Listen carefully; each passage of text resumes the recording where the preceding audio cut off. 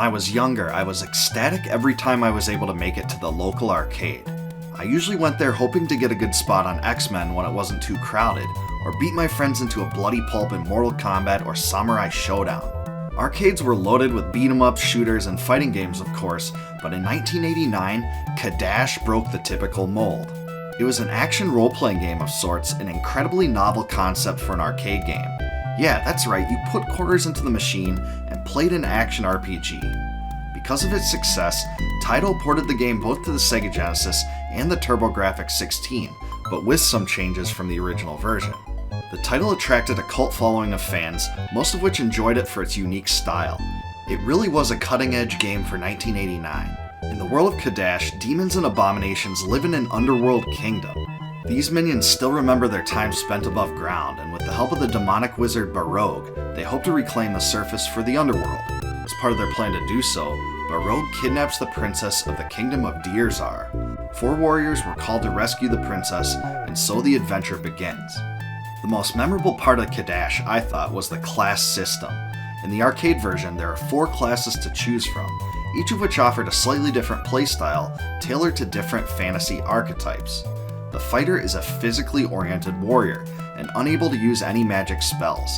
However, he can get very high defense and agility ratings, and has a quicker movement and attack speed than some of the other classes.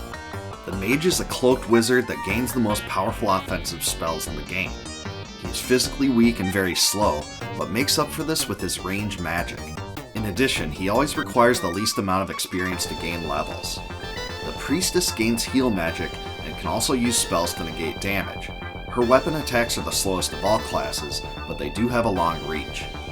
The ninja uses ranged shuriken attacks to deal damage, and possesses the highest innate defense of all classes. He's a very effective fighter, and has the highest potential for raw damage output.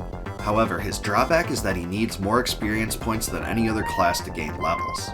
Cadash has 5 total areas, and gameplay takes place in towns, dungeons, caves, forests, and in the last stage, a castle. The primary objective is to make your way through the world while you defeat enemies and bosses. Some places are only accessible via special items and keys. Along the way, you collect experience to gain levels and increase the strength of your character.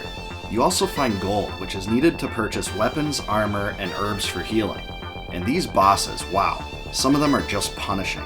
For instance, this Kraken is almost impossible to kill without getting hit, and this Venus flytrap thing is just insane. To those that poured quarters into this game simply to defeat difficult bosses like this, I salute you. But it isn't just bosses that can be frustrating.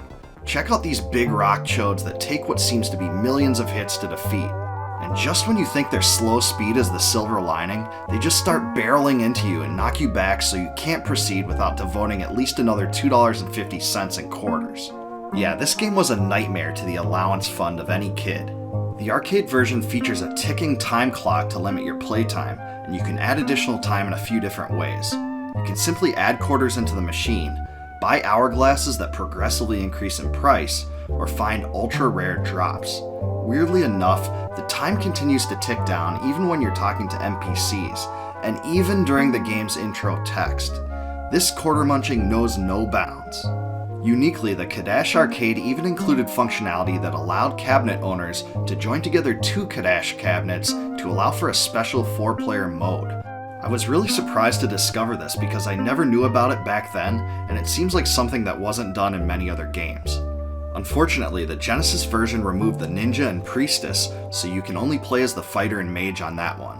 This fact, more than anything else, makes the Genesis version less interesting to play than the arcade or the TurboGrafx-16. Even though co-op mode is still possible, the ninja and priestess were my 2 favorite classes to play in the arcade, so this change was hard to accept for me.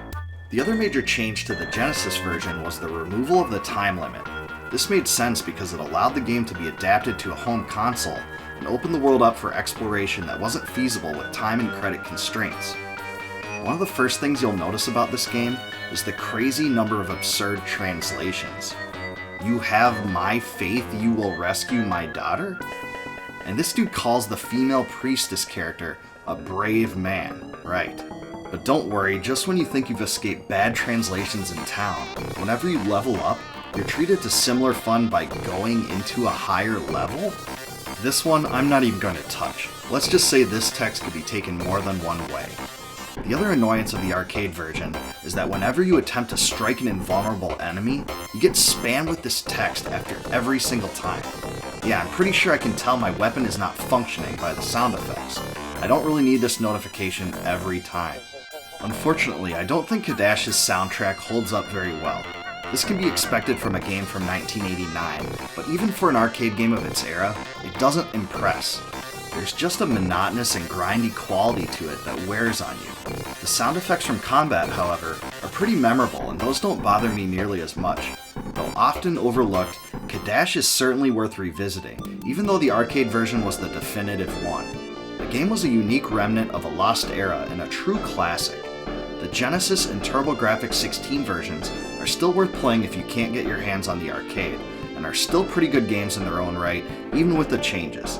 In some ways, the craze that came with Street Fighter II and the advent of fighting games in general killed the arcade action role-playing genre that Cadash may have inspired. It has quite a few qualities that make it similar to Capcom's Magic Sword, which came out a year later. The game is still worth playing, especially if you're curious about the action role-playing arcade experience. Cadash has always been one of those games that I really wish had a sequel. They could have done a lot with future iterations of this franchise.